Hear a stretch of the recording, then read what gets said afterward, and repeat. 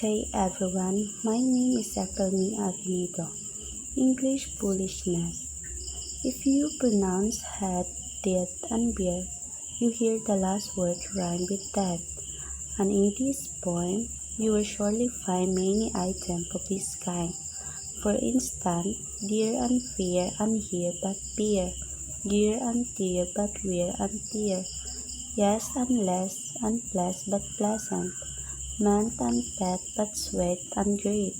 The last word rhyme with freight and weight, quite different again this height, which sounds like bite, indict, and light.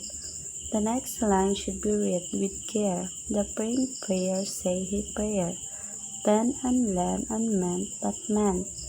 Note G in get, in gem and gent, vice but rebase, advice and device, lies but malice, police and concise. We say dream but also dream. The last word rhyme with stem. Grow and blow, anew but so. Go and row but sow and row. Malice does not sound like measure. The same applies to treason and treasure. Brand and made and led but said.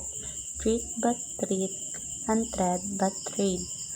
First say danger, they say anger. Count but country, southern but south. Disguise but broads, youth and hunt. Brook by brooch, brood by blood. Hoed by mood, food but flood. Meant and pink and cook but pork. Dull and gull and whole but full. Lull and skull but bull but and poor, or floor but tour and poor. We say bone and bone but gone, pronounced like bone or drone. Tone and stone, tone and stone and throne but done, bone and home and scone but none. Now reader always bear in mind the difference between wit and wind. The latter rhymes with read and kind.